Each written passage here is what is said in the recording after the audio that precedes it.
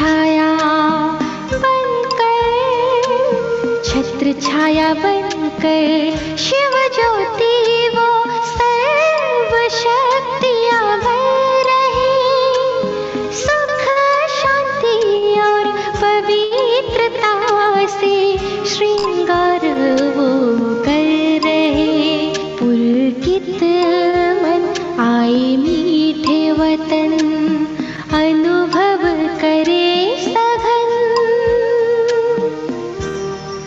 मेरे मन फरिश्ता बन, उड़ जा मीठे वतन।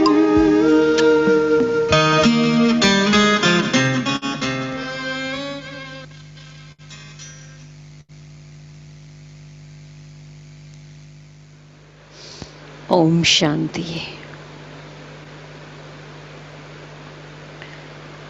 आज बाबा समझा रहे हैं।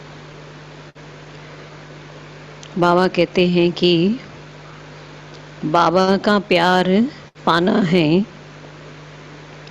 तो उसके लिए बच्चों को बाप समान बनना है।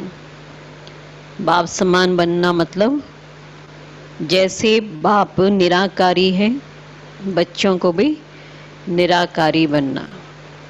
तो जितना हम आत्माभिमानी स्थिति में स्थित रहेंगे उतना ही बाबा का प्यार भी पाते रहेंगे। दूसरा बाबा ने कहा कि अभी संगम युग पर हमारा जो पुरुषार्थ चल रहा है वो है ब्राह्मण से फरिश्ता बनना है। और फरिश्ता मतलब एकदम लाइट, हल्का, कोई प्रकार का बोझ नहीं। तो इस संगम पे हमें अपने आप को 63 जन्मों के जो पाप कर्म थे उससे मुक्त करना है, उससे भी हल्का होना है। तो जो ब्राह्मण से फरिश्ता बनेंगे, मेहनत है फरिश्ता बनने में, फिर देवता तो बन ही जाएंगे ना। तो आज खास बातें बाबा ने समझाई हैं, ये सुनते हैं। बाबा ने कहा मीठे बच्चे, बाप का प्यार लेना हो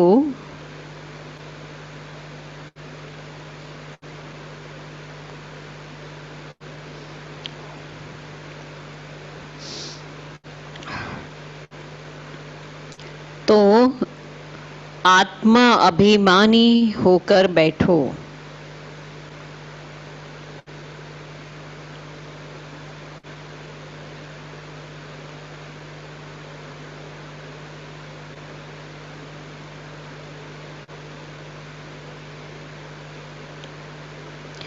बाप से हम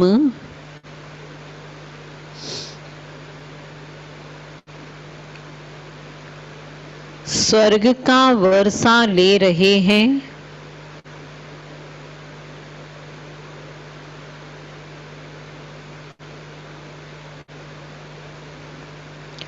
इस खुशी में रहो।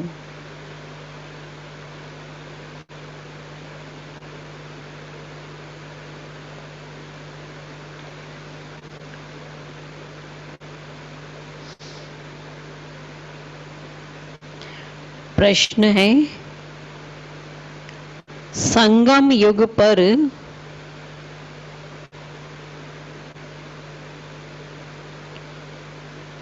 तुम ब्राह्मण से फरिश्ता बनने के लिए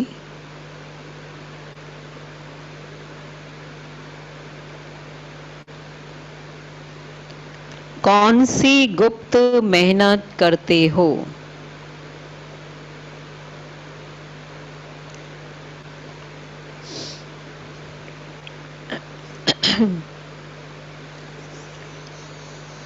संगम पर तुम ब्राह्मण से फरिश्ता बनने के लिए कौन सी गुप्त मेहनत करते हो?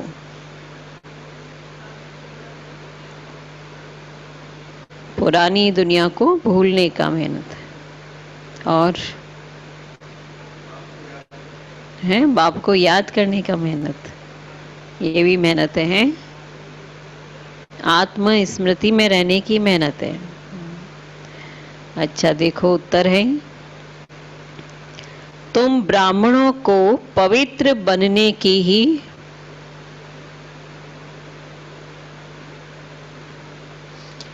गुप्त मेहनत करनी पड़ती है।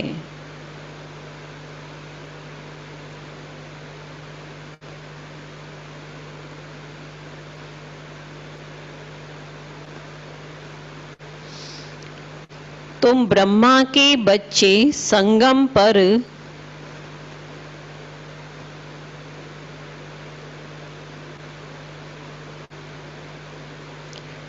भाई बहन हो।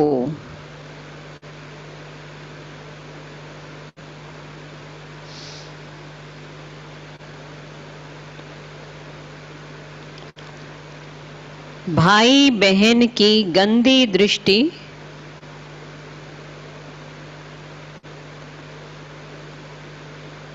रह नहीं सकती।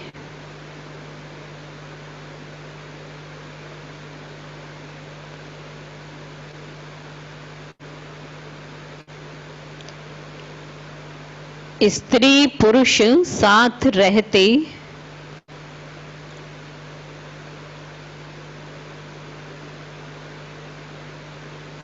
दोनों अपने को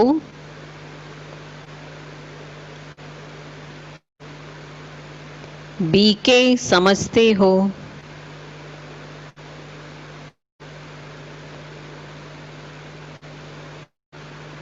इस स्मृति से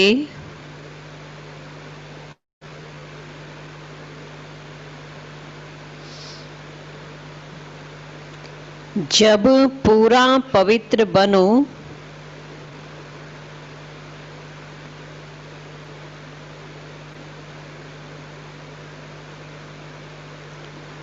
तब फरिश्ता बन सकेंगे।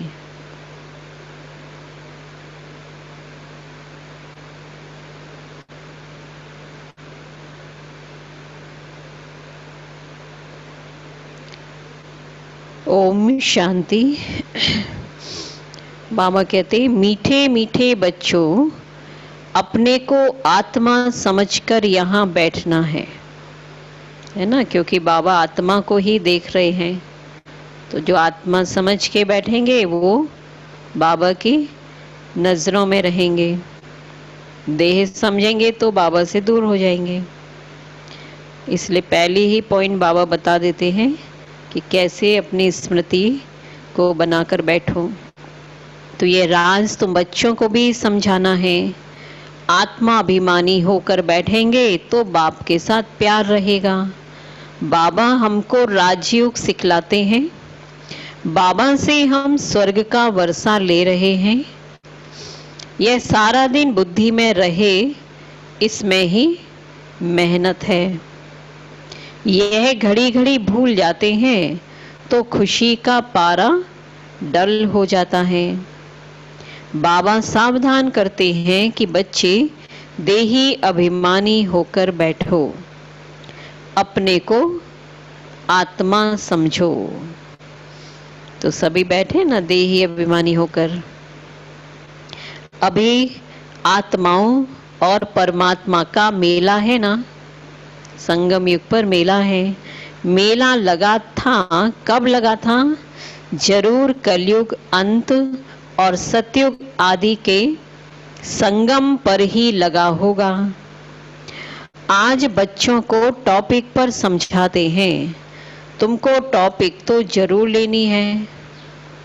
ऊंचे से ऊंचा है भगवान, फिर नीचे आओ तो ब्रह्मा विष्णु शंकर हैं, अर्थात बाप हैं और फिर देवताएं हैं।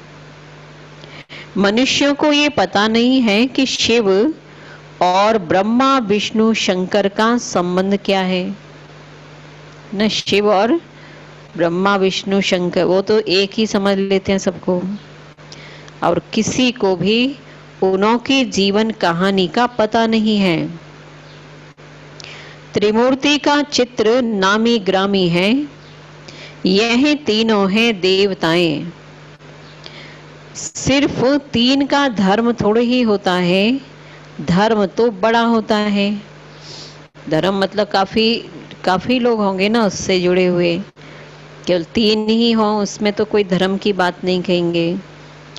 तो जैसे कि धर्म डीटी धर्म है, अब यह तो है सूक्ष्म वतनवासी ब्रह्मा विष्णु शंकर, ऊपर में है शिव बाबा जो मूल वतनवासी हैं।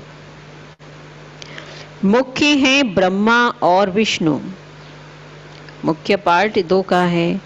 अभी बाप समझाते हैं, तुमको टॉपिक देनी है ब्रह्मा सो विष्णु, विष्णु सो ब्रह्मा कैसे बनते हैं। जैसे तुम कहते हो हम शूद्र सो ब्राह्मण, फिर ब्राह्मण सो देवता, तो वैसे इनका भी है कि पहले पहले ब्रह्मा सो विष्णु, फिर विष्णु सो ब्रह्मा। जो चित्र भी एक बनाया है ना, इसलिए चित्र दिखाया है, विष्णु की नाभि से ब्रह्मा निकला। तो ये कनेक्शन है कि वही विष्णु वो ब्रह्मा बनते हैं, फिर वही ब्रह्मा से फिर वो विष्णु बनते हैं। वे तो फिर कह देते हैं कि आत्मा सो परमात्मा, परमात्मा सो आत्मा। यह तो है रॉन्ग, हो भी नहीं सकता है। तो इस टॉपिक पर अच्छी रीति समझाना है।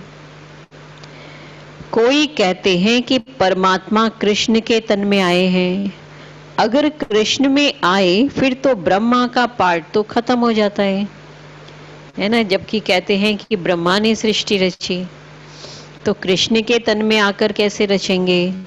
कृष्ण तो है सतयुग का पहला प्रिंस, श्री कृष्ण तो खुद रचना है, पहली रचना। वहां पतित हो कैसे सकते, जिनको आकर पावन बनाए, तो बिल्कुल ही ये गलत है। यह बातें भी महारथी सर्विसेबल बच्चे ही समझते हैं, बाकी तो किसकी बुद्धि में बैठता ही नहीं है। तो यह टॉपिक बहुत फर्स्ट क्लास है कि ब्रह्मा से विष्णु और विष्णु से ब्रह्मा कैसे बनते हैं। उनकी जीवन कहानी बताते हैं क्योंकि इनका कनेक्शन है। तो शुरू ही ऐसे करना है, ब्रह्मा सो विष्णु 1 सेकंड में, विष्णु सो ब्रह्मा बनने में 84 जन्म लगते हैं। यह बड़ी समझने की बातें हैं। अभी तुम हो ब्राह्मण कुल के, प्रजापिता ब्रह्मा का ब्राह्मण कुल कहाँ गया। प्रजापिता ब्रह्मा से ही ब्राह्मण कुल निकला ना। तो अब दुनिया में भी ब्राह्मण तो हैं, लेकिन वो अपने को ब्रह्मा के कुल के तो नहीं कहते। और बाबा कहते ना, प्रजापिता ब्रह्मा की तो नई दुनिया चाहिए, और नई दुनिया है सतयुग। वहां तो प्रजापिता है नहीं, कलयुग में भी प्रजापिता हो नहीं सकता, तो वह है संगम युग पर। तुम अभी संगम पर हो, शूद्र से तुम ब्राह्मण बने हो। बाप ने ब्रह्मा को एडॉप्ट किया है। शिव बाबा ने इनको कैसे रचा यह कोई नहीं जानते हैं ना। इसलिए मनुष्य ने सोचा तीन मुख का या 4 मुख के ब्रह्मा होते हैं, लेकिन वो 4 मुख का ब्रह्मा भी कहाँ से आए। तो मनुष्य कुछ जानते नहीं है, इसलिए बाबा आकर समझा देते हैं। तो बाबा ने कहा,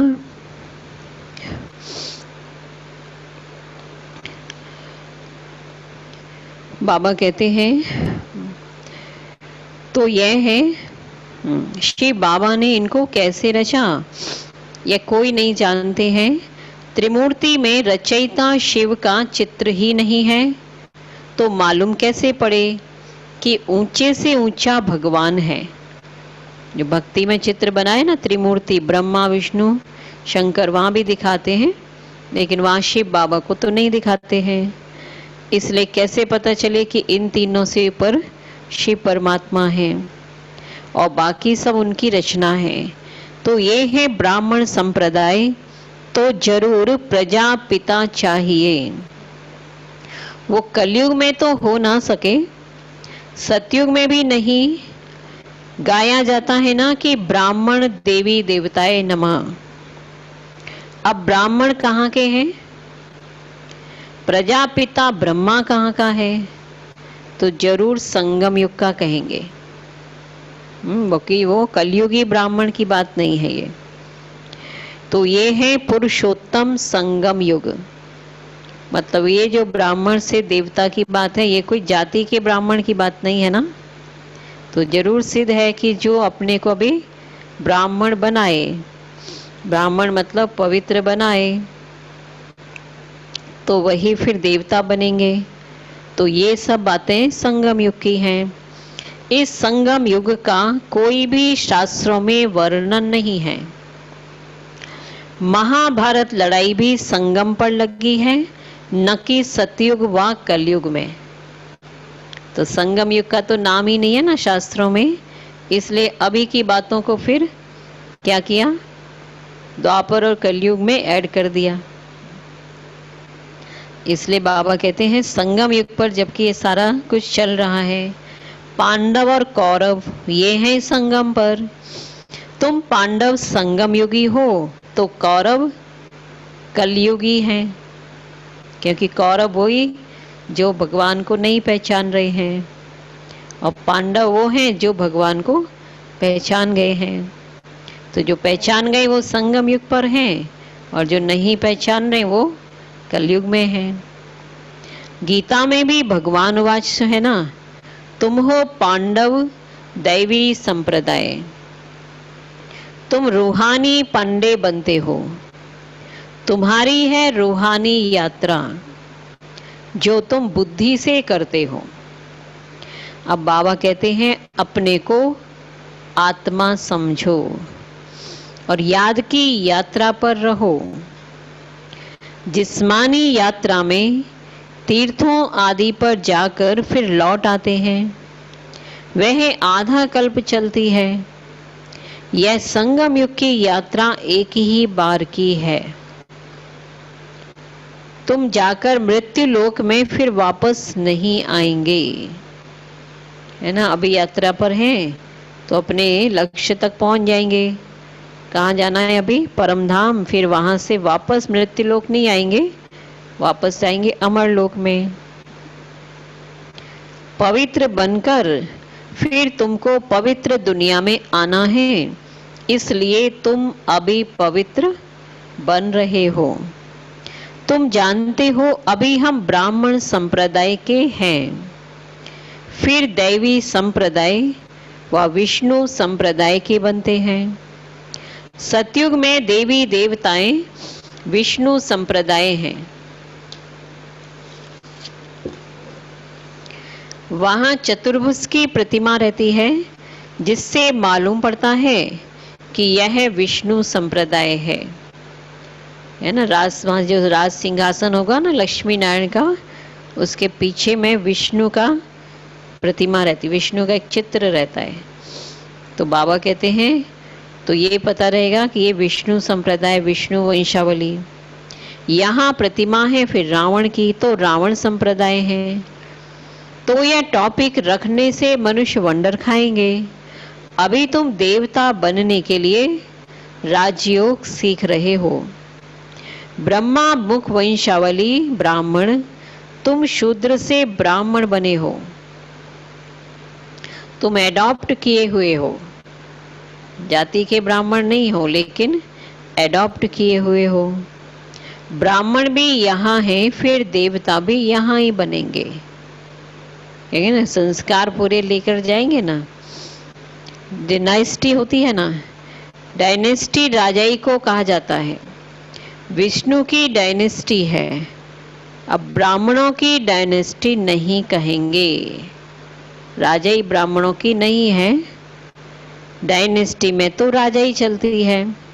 एक के पिछाड़ी दूसरा राजा आएगा, फिर दूसरे के बाद तीसरा राजा आता है। अभी तुम जानते हो हम हैं ब्राह्मण कुलभूषण।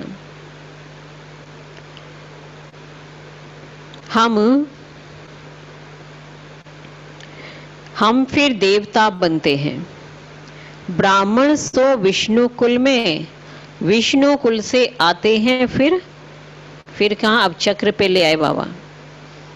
हम सो ब्राह्मण बन रहे हैं, ब्राह्मण से फिर हम देवता बनते हैं, फिर देवता से फिर क्या बनेंगे, क्षत्रिय, चंद्रवंशी कुल में आते हैं, फिर क्षत्रिय से वैश्य कुल में आते हैं, और फिर वैश्य से शूद्र कुल में आते हैं, फिर शूद्र से फिर ब्राह्मण, फिर ब्राह्मण से फिर देवता। तो ये सब कितना क्लियर है ना, कैसे चक्र में आए हैं, क्लियर है ना, सारा कुछ क्लियर बताया है। और चित्रों में तो क्या क्या दिखा देते हैं। हम ब्राह्मण सो विष्णुपुरी के मालिक बनते हैं, इसमें मूंझना नहीं चाहिए। बाबा जो निबंध देते हैं उस पर फिर विचार सागर मंथन करना चाहिए, है ना। बाबा ने जो टॉपिक दी और पहले देते भी थे बाबा, तो बाबा कहते हैं उस पर फिर विचार सागर मंथन करो कि इस टॉपिक पे क्या क्या समझाएं, किसको कैसे समझाएं, जो मनुष्य वंडर खाए कि यह इनकी समझानी तो बहुत अच्छी है, सिवाय ज्ञान सागर और तो कोई ये समझा ना सके। विचार सागर मंथन कर फिर बैठकर लिखना चाहिए। कोई भी पॉइंट टॉपिक है ना, उस पर विचार सागर मंथन करो फिर लिखो। कई बार होता है ना, बहुत अच्छे अच्छे पॉइंट्स निकल आती हैं बुद्धि में, उस समय लिख लेते हैं तो ठीक है, नहीं तो फिर बाद में तो भूल भी जाते हैं। तो बाबा ने कहा पॉइंट आए बुद्धि में फिर उसको लिखो भी, और फिर पढ़ो तो ख्याल में आएगा कि ये अक्षर और ऐड करने चाहिए। कैसे भाषण तैयार करो वो बता रहे हैं। बाबा भी पहले पहले मुरली लिखकर तुमको हाथ में दे देते थे, फिर सुनाते थे। यहाँ तो तुम घर में बाबा के साथ रहते हो, अभी तो तुमको बाहर में जाकर सुनना पड़ता है। यह टॉपिक बड़ी वंडरफुल है। ब्रह्मा सो विष्णु और विष्णु से ब्रह्मा, इनको कोई नहीं जानते हैं। विष्णु की नाभि से ब्रह्मा दिखाते हैं, और चित्र तो दिखा दिया है, विष्णु की नाभि से ब्रह्मा निकला। अब इसका भी क्या अर्थ निकलेगा, एज इट इज तो नहीं होगा, तो जरूर उसका भी कुछ रहस्य है, वो तो वहां बताया नहीं गया। तो जैसे फिर गांधी की नाभि से नेहरू दिखा देते हैं, उसी चित्र के आधार पे फिर ये वाला भी चित्र बना दिया कि गांधी की नाभि से नेहरू निकला। परंतु डायनेस्टी तो चाहिए ना, ब्राह्मण कुल में राजा ही नहीं है, ब्राह्मण संप्रदाय सो बनते हैं डीटी डायनेस्टी, फिर चंद्रवंशी डायनेस्टी में जाएंगे, फिर वैश्य डायनेस्टी होगी। तो ऐसे हरेक की डायनेस्टी चलती है ना। सतयुग है वाइसलेस वर्ल्ड, कलयुग है विशस वर्ल्ड। यह दो अक्षर भी कोई की बुद्धि में नहीं है,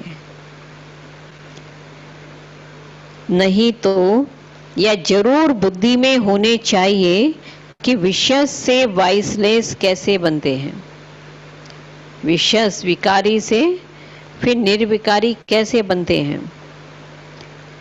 मनुष्य न वाइसलेस को जानते हैं और न विशस को जानते हैं।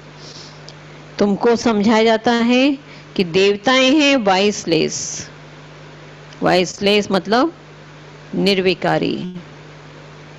ऐसे कभी नहीं सुना कि ब्राह्मण वाइसलेस है, निर्विकारी हैं।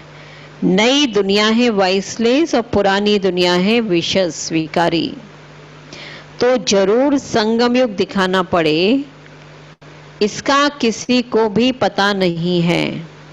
संगम युग की जानकारी नहीं है किसी को भी, तो इसलिए बाबा कहते हैं ये चित्र भी जो बनवाए हैं बाबा ने का चित्र भी जरूर दिखाओ तो समझ में आएगा।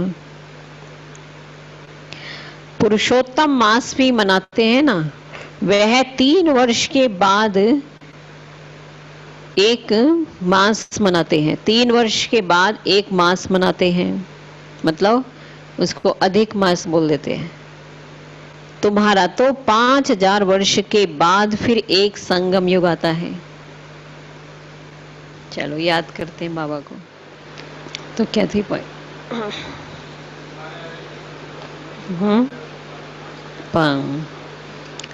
संगम युग 5000 वर्ष बाद आता है। मनुष्य आत्मा और परमात्मा को यथार्थ रीति से नहीं जानते हैं, सिर्फ कह देते हैं कि चमकता है अजब सितारा। बस जैसे दिखाते हैं कि रामकृष्ण परमहंस का चेला विवेकानंद कहता था कि मैं गुरु के सामने बैठा था।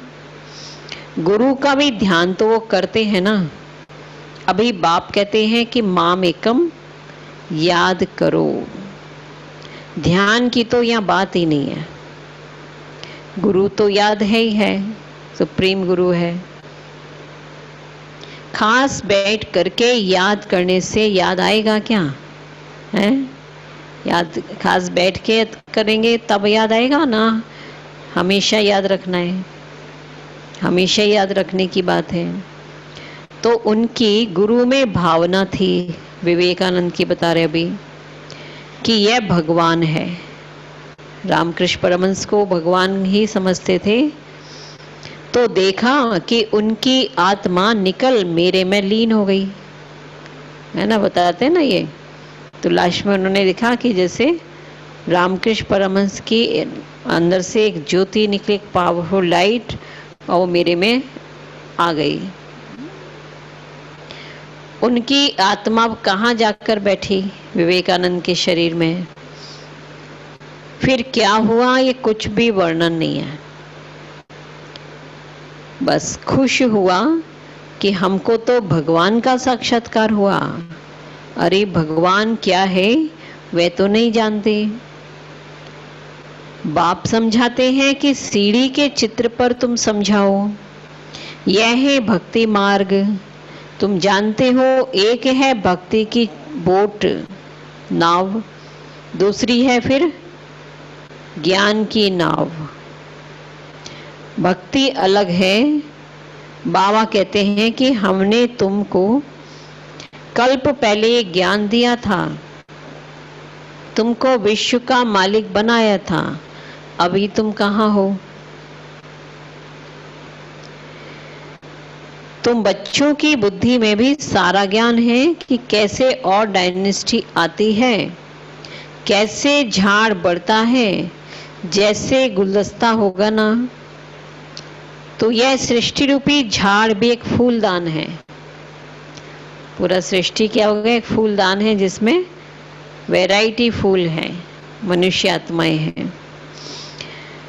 और बीच में तुम्हारा धर्म, फिर इनसे और 3 धर्म निकलते हैं। फिर उनसे वृद्धि होती जाती है। तो इस झाड़ को भी याद करना है। कितनी टाल टालियां आदि निकलती रहती हैं, पिछाड़ी में आने वाले का मान भी हो जाता है, क्योंकि लास्ट में आत्मा ऊपर से आएगी तो आत्मा के अंदर कुछ क्वालिटीज रहेगी। बड़का झाड़ होता है ना, थोड़ा तो है नहीं, बाकी सारा झाड़ खड़ा है। देवी देवता धर्म भी खत्म हुआ ही पड़ा है, बिल्कुल सड़ गया है। भारतवासी अपने धर्म को बिल्कुल नहीं जानते हैं और सभी अपने धर्म को जानते हैं। यह कहते हैं कि हम धर्म को मानते ही नहीं हैं। मुख्य है ही 4 धर्म, बाकी छोटे छोटे तो अनेक हैं। इस झाड़ और सृष्टि चक्र को तुम अभी बच्चे जानते हो, तो गोले का चित्र भी जरूर ले जाना चाहिए साथ में। सृष्टि चक्र, यह सतयुग है, यह कलयुग है। कलयुग में कितने धर्म हैं? सतयुग में है एक धर्म। एक धर्म की स्थापना अनेक धर्मों का विनाश कौन कराता होगा? भगवान भी जरूर किसी के द्वारा तो कराएंगे ना। तो बाबा कहते हैं कि ब्रह्मा द्वारा आदि सनातन देवी देवता धर्म की स्थापना कराता हूँ। ब्राह्मण सो विष्णुपुरी के देवता बनते हैं। अभी देवता नहीं, लेकिन विष्णुपुरी में जाएंगे तो देवता बनते हैं। संगम पर तुम ब्राह्मणों को पवित्र बनने की ही गुप्त मेहनत करनी पड़ती है। तुम ब्रह्मा के बच्चे संगम पर भाई बहन हो। अब गंदी दृष्टि भाई बहन की रह नहीं सकती। स्त्री पुरुष दोनों अपने को बीके समझते हैं, है ना। जो ज्ञान ले रहे हैं ये दोनों ही ले रहे हैं, तो दोनों ही अपने को क्या कहेंगे? बीके हैं हम। स्त्री भी कहेगी मैं ब्रह्मा कुमारी, तो वो भाई भी कहेंगे मैं ब्रह्मा कुमार। तो ब्रह्मा के नाते से भी क्या हो गए? भाई बहन हो गए। आत्मा के नाते से भी क्या हो गए? भाई भाई हो गए। और ये दोनों ही संबंध क्या है? पवित्र संबंध। तो ये पवित्र रहने की बाबा ने बहुत अच्छी युक्ति बताई, इसलिए तो सहज हुआ पवित्र रहना। जो उसकी सन्यासियों ने तो बोला बहुत साधना करनी पड़ेगी, इंद्रियों को वश करना पड़ेगा, तब पवित्रता कायम हो सकती है। तो बाबा बता रहे हैं, तो स्त्री पुरुष यहाँ दोनों अपने को बीके समझते हैं ना, इसमें बड़ी मेहनत है। स्त्री पुरुष की कशिश ऐसी है जो बस हाथ लगाने के बगैर रह नहीं सकते। यहाँ भाई बहन को हाथ तो लगाना ही नहीं है, नहीं तो पाप की फीलिंग आती है। हम बीके हैं या भूल जाते हैं तो फिर खत्म हो जाते हैं, जिसको बाबा कहते हैं ना सत्यानाश हो जाता है। इसमें बड़ी गुप्त मेहनत है। भले युगल हो रहते हैं, किसको क्या पता, वे खुद जानते हैं हम बीके हैं, फरिश्ते हैं, हमें हाथ नहीं लगाना है।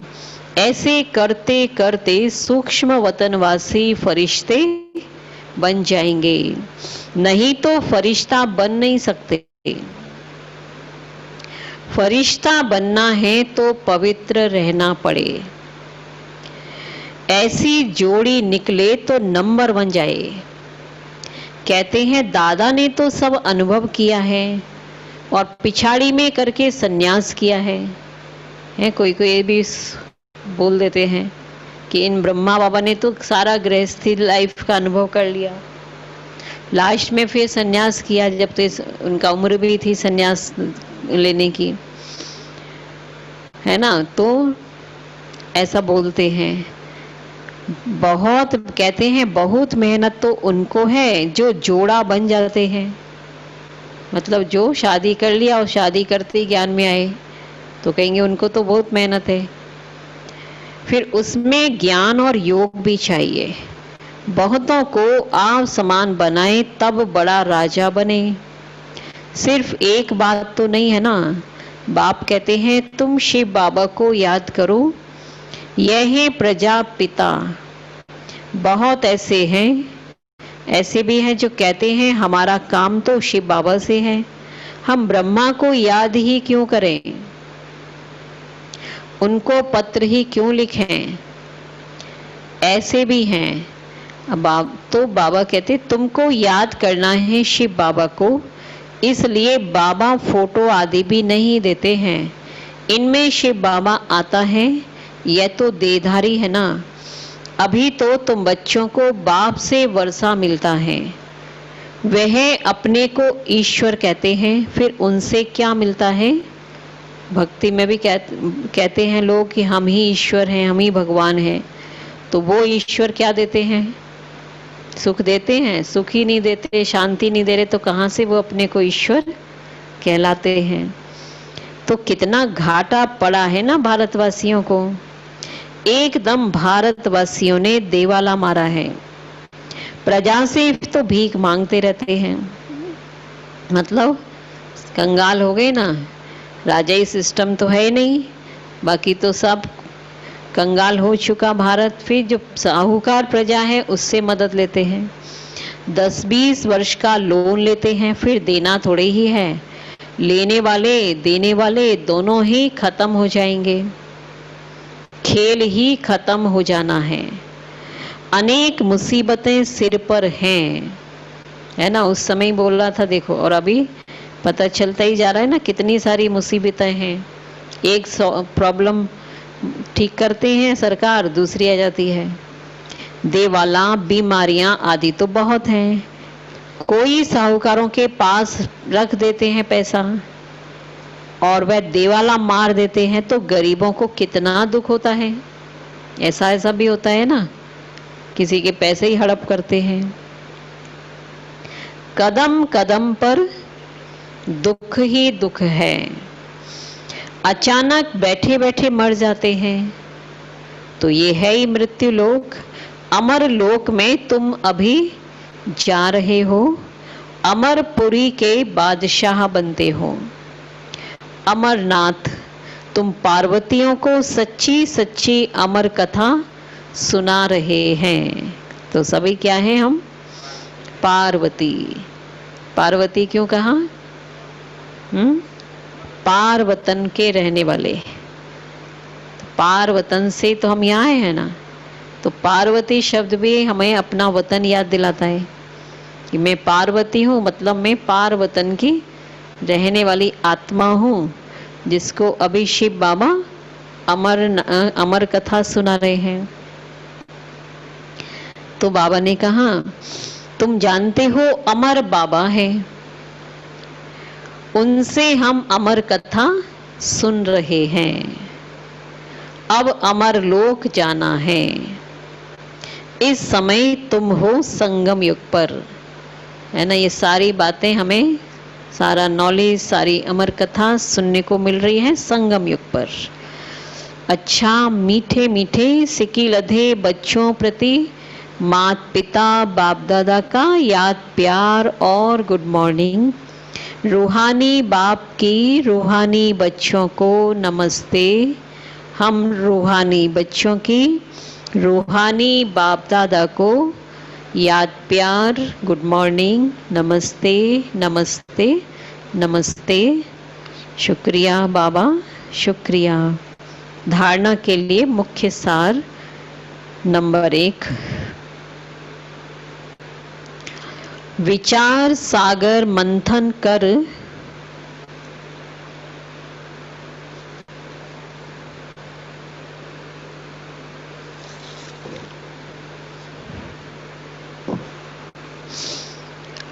ब्रह्मा सो विष्णु कैसे बनते हैं,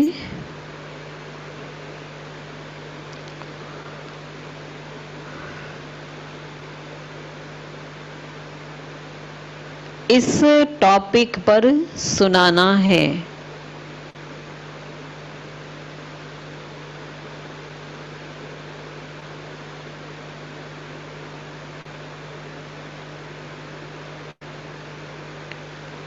बुद्धि को ज्ञान मंथन में बिजी रखना है।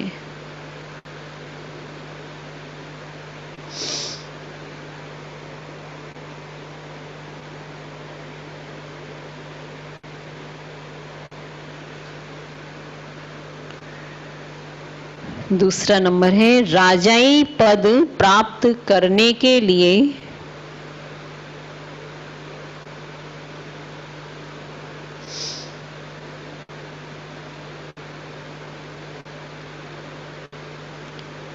ज्ञान और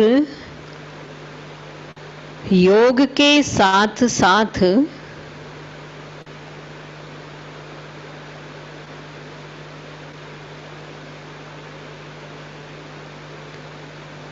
आप समान बनाने की सर्विस भी करनी है।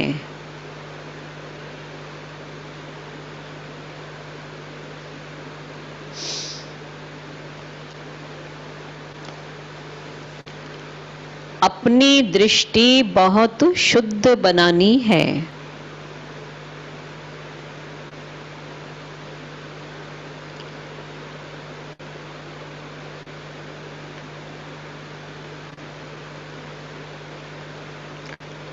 वरदान है, नाम और मान के त्याग द्वारा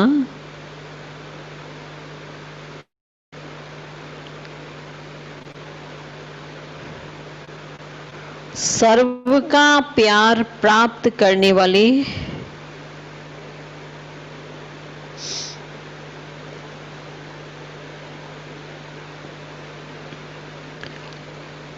विश्व के भाग्य विधाता भव।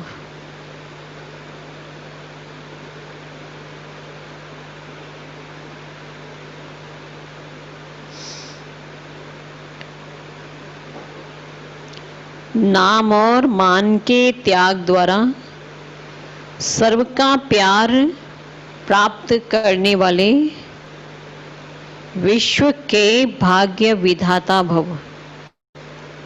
इसका विस्तार है, जैसे बाप को नाम रूप से न्यारा कहते हैं, लेकिन सबसे अधिक नाम का गायन बाप का ही है ना। देखो वंडरफुल बात, बाबा को बोलते हैं नाम रूप से न्यारा है, लेकिन सबसे अधिक नाम और सबसे ज्यादा नाम भी बाबा के हैं, शिव बाबा के।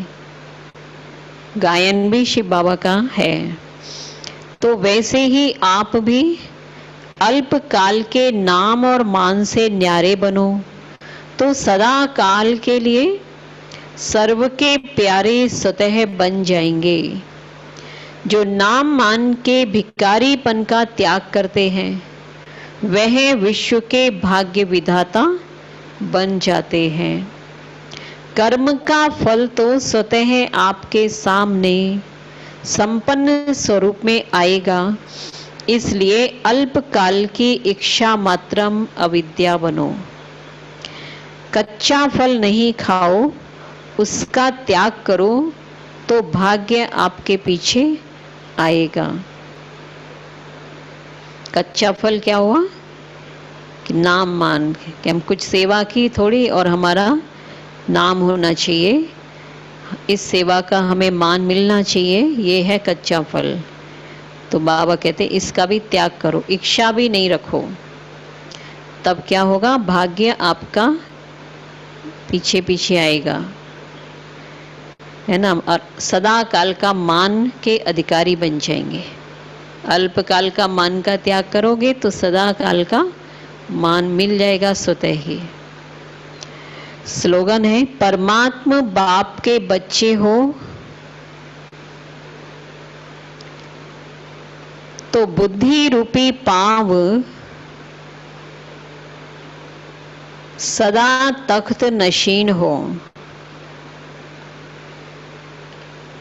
परमात्मा बाप के बच्चे हो तो बुद्धि रूपी पांव सदा तख्त नशीन हो, मतलब पांव को सदा ऊपर रखो, मैले नहीं हो जाए पांव नीचे रखने से। तो इसलिए कहाँ रखो, कौन से पांव बताए, बुद्धि। तो बुद्धि को सदा तख्त पे रखो, अपने अकाल तख्त पे रखो, भ्रकुटी के तख्त पे रखो, बाबा के दिल तख्त पे रखो बुद्धि को। क्या है? ओम शांति। आज अभी हम सुनेंगे मम्मा के महावाक्य, मम्मा की वाणी, मम्मा की विशेषताएं, महावाक्य भी नहीं, विशेषताएं हैं। तो एक बार मम्मा से पूछा गया कि आपसे पहले भी आई हुई बहनें यज्ञ में बहुत थी, फिर भी आप अपने पुरुषार्थ में सबसे आगे बढ़ी। आप में ऐसी कौन सी एक बात थी जो आप सबसे आगे चली गई? तो मम्मा ने कहा, यह तो बहुत कठिन प्रश्न है, क्योंकि कोई व्यक्ति एक ही बात से आगे नहीं बढ़ता, कई बातें होती हैं, उन सबके तालमेल से व्यक्ति जीवन में आगे बढ़ता है। तो मैंने कहा नहीं, मैं एक ही बात जानना चाहता हूँ जिससे ही आप पुरुषार्थ में आगे बढ़ी। काफी समय सोचने के बाद मम्मा ने कहा कि मैं समझती हूँ कि मेरे में जो दृढ़ता है ना, कि एक बार कोई संकल्प किया तो उसको किसी भी हालत में पूर्ण करना ही है, इसी गुण से मैं आगे बढ़ रही हूँ। दृढ़ता के गुण से ना, कोई भी संकल्प कर लिया ये करना ही है और उसमें तत्पर हो जाते हैं, करके ही छोड़ते ही, इसलिए ये गुण ने आगे बढ़ाया। फिर उसके बाद बताया उनकी धारणा बहुत उच्च कोटि की थी। मम्मा बोलती बहुत कम थी, केवल क्लास में या किसी से व्यक्तिगत रूप में मिलते समय ही हम उनकी आवाज सुनते थे। परमात्मा की याद में लवलीन रहने की उनकी एक स्वाभाविक स्थिति होती थी। उनके आसपास के प्रकंपनों से जो अपनेपन का अनुभव होता था वह बहुत सुखद प्रतीत होता था। उनके हर शब्द में ज्ञान समाया रहता था। यूं कहें कि उनके रोम रोम में ज्ञान समाया हुआ था। उनको देखते ही परमात्मा की याद में हमारा मन मगन हो जाता था। याद करने की मेहनत नहीं करनी पड़ती थी, परमात्मा पिता की याद सहज आती थी।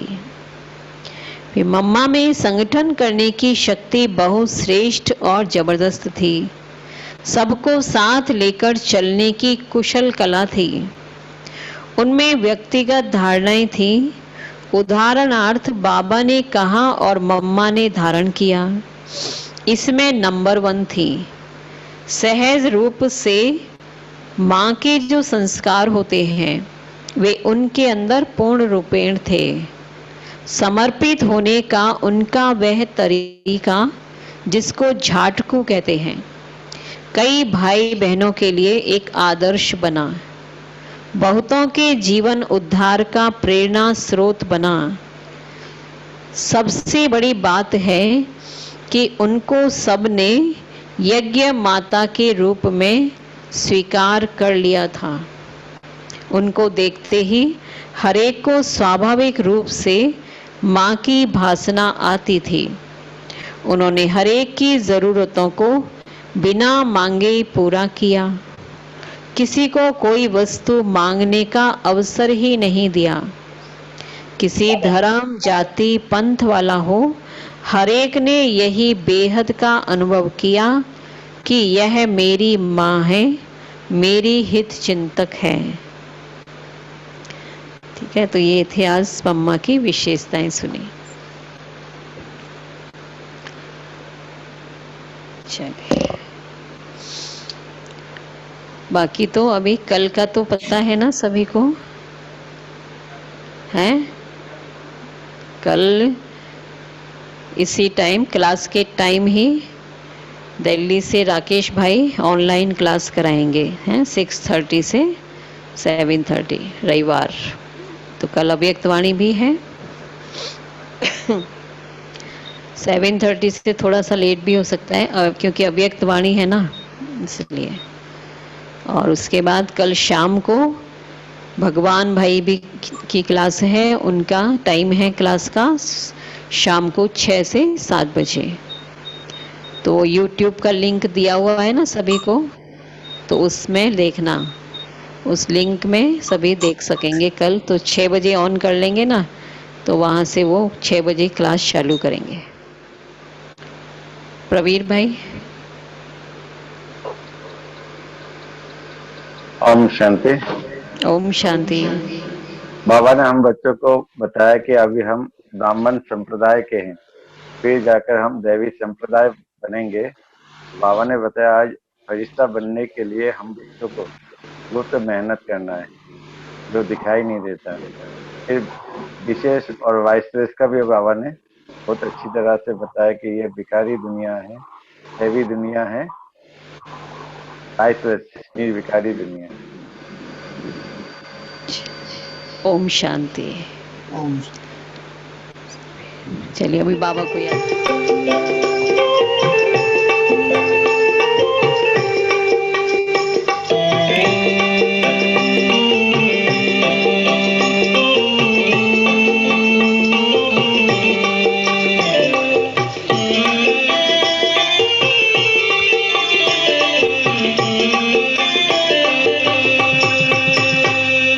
युगों में पुरुषोत्तम योग संगम है जिसका नाम। इस युग में सृष्टि पर आते हैं परमात्मा शिव भगवान। युगों में पुरुषोत्तम योग संगम है जिसका नाम। इस युग में सृष्टि पर आते हैं परमात्मा शिव भगवान।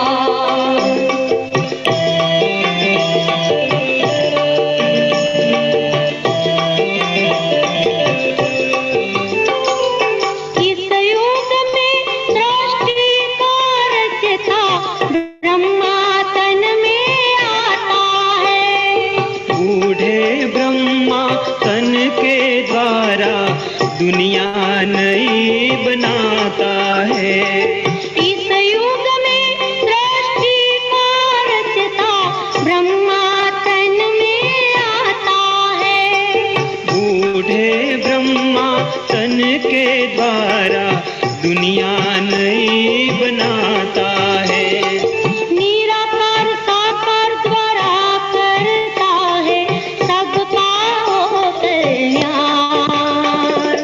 इस युग में सृष्टि पर आते हैं परमात्मा शिव भगवान। हो मीठे शिव भगवान, प्यारे प्यारे शिव भगवान। युगों में पुरुषोत्तम योग संगम है जिसका नाम। इस युग में सृष्टि पर आते हैं परमात्मा शिव भगवान।